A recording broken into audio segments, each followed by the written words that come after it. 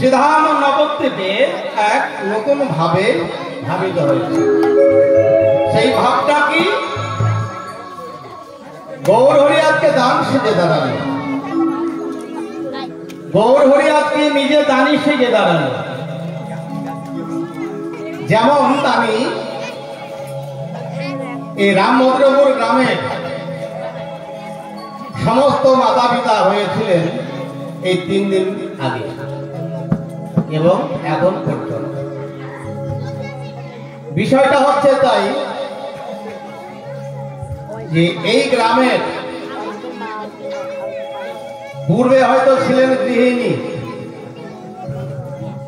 তারপরে তিনি হয়েছিলেন পথভামিনী। কি ঠিক বলছি তো বাবা? তার কোনো আবাস ছিল না, নিবাস ছিল না, পরমের বাস, বাসের গৃহ বলতে কিছু ছিল না। জানি না, অদৃষ্টের লেখা, হয়তো বিধির লেখা, কেউ খণ্ডন করতে পারেনি। ভগবান শ্রীকৃষ্ণ তারও কপালে যেটা লেখা ছিল সেটা নিজেকে ভোগ করতে হয়েছিল। তো যাই হোক, বিধির লিখনে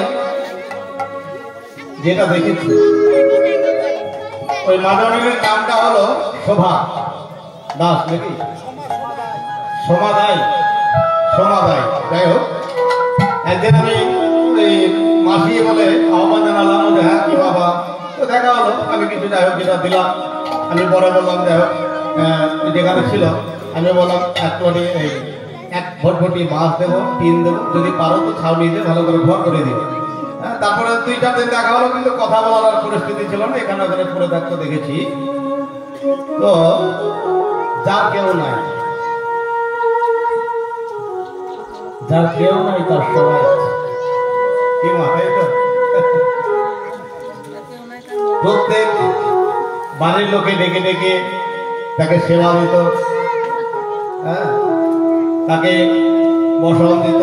হয়তো সে ডাকতে পারতো না, আপনার কাল হয়ে গিয়েছিল। তো শেষের দিনে গতি কি হলো? খারাপ হলো? খুব ভালো হলো। হ্যাঁ, আমার তো মনে হয় যদি কেউ নিজের ঘরে যদি দেহ রাখতে পারত, তাহলে এমন যে আনন্দই বলা চলে, সবাই মিলে যে একটা আনন্দ করা হলো। সবাই মিলে আমি শুনলাম মুখাগ্নি করেছে, মুখে আগুন দিয়েছে, শব্দক্রিয়া করার কেউ ছিল না। খুব সুন্দর শব্দক্রিয়া হলো, কে বললে হলো। এখানে আমি একটা শাস্ত্রীয় কথা বলছি। ভক্ত হরিদাস বাবা নাম শোনা আছে? নামাচার্য হরিদাস, কেউ বলে জবন হরিদাস, কেউ বলে নদিয়া হরিদাস। হরিদাস কিন্তু গৌরাঙ্গ মহাপ্রভুর থেকে প্রায় 30-35 বছরের বড় ছিল। এইবারে নীলাচলে 24 বছর বয়সে যখন আমার গৌর হরি চলে গেল কোথায়? পুরী ধামে। ভক্ত হরিদাস শ্রীধাম নদিয়ায় আর সইতে পারল না, সইতে পারিল না।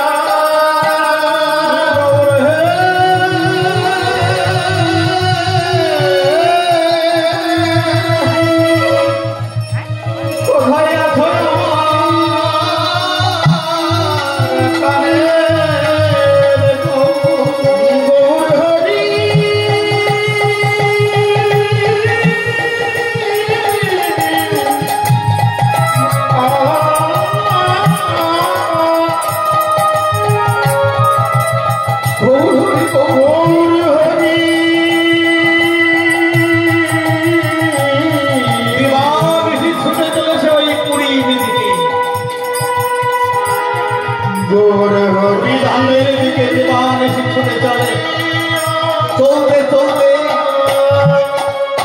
ওই হরিদাসের এখানে সেখানে আঘাত লেগে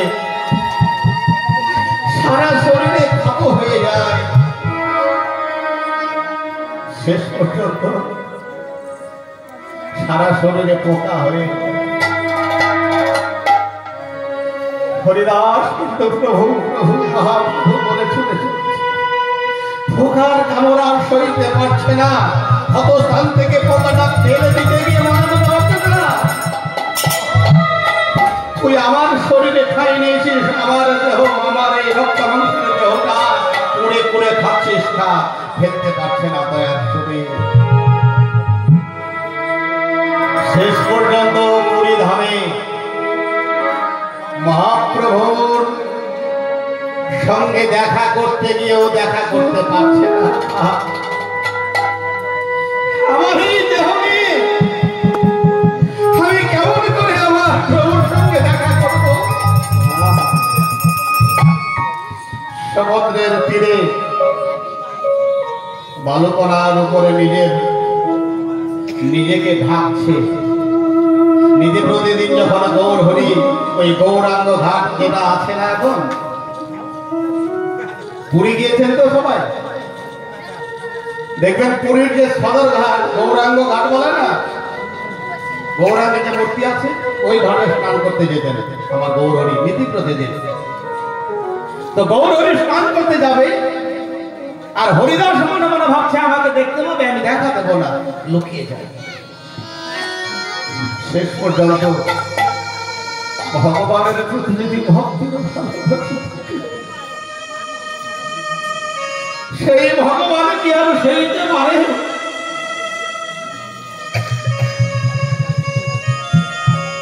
আমার গৌর হরি ছুটে গিয়ে লুকিয়ে থাকা হরিদাসকে জড়িয়ে ধরে বলতে, হরিদাস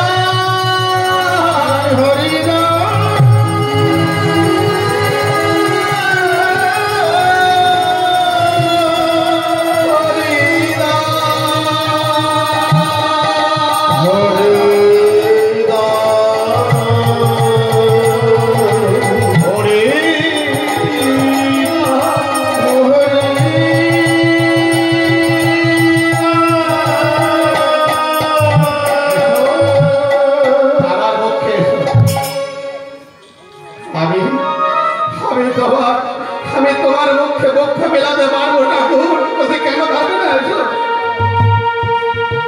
হরিদাসকে আমার মহাপ্রভু বল দিল, বলছে চলো এখানে তোমার ঠাই নয়, তুমি আমার সঙ্গে থাকবে, তুমি আমার সঙ্গে নিজে প্রতিদিন হরিনাম সংকীর্তন।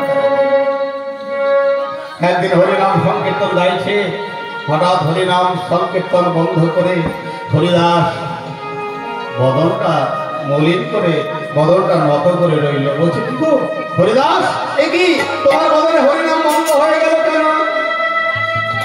হরিদাস বলল, প্রভু শুনেছি নাকি সনাতন ধর্মে কেউ যখন গত হয়ে যায় ইহকাল হতে পরকালে চলে যায়,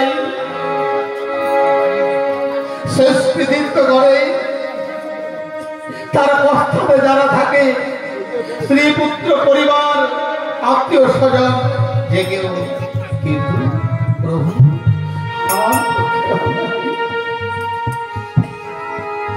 তাহলে আমার কি কোনো গতি হবে না? আমার তো এই জগতে আমার নিজের বলতে কেউ নাই। গৌর হরি বলল, হরিদাস কেবল তোমার কেউ নাই, তার কেউ নাই, তার এই সারা জগৎ আছে। আমি আছি তোমার হরিদাস, আমি আছি, আমি তোমার পুত্র।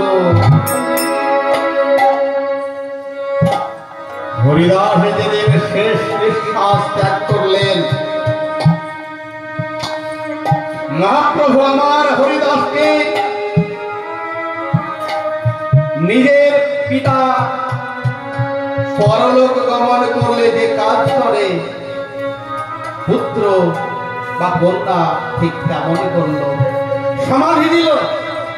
হরিদাসের সমাধি দেখেছেন তো ওই সমুদ্রের তীরে, ওগুলো দেখতে হবে। নিজের হাতে সমাধি দিল, উত্তরীয় মেলো গলায়, সাধ্য কর্ম করলো, বড় করে সাধুগুরু বৈষ্ণব ডেকে মহোৎসব দিল। নিতাই গৌর হরি বল। আমার একটা কথা মনে পড়ে গেল। আচ্ছা, রামকৃষ্ণ সারদা মুনি, মা সারদা, তাই না? মা উপাধিটা আখ্যাটা কখন থেকে পেল? আমরা তো সবাই জানি, আর সবাই বলে মা সারদা, মা সারদা। তো মা কেন হলো? উপাধি পাওয়া অত সোজা কথা নয়।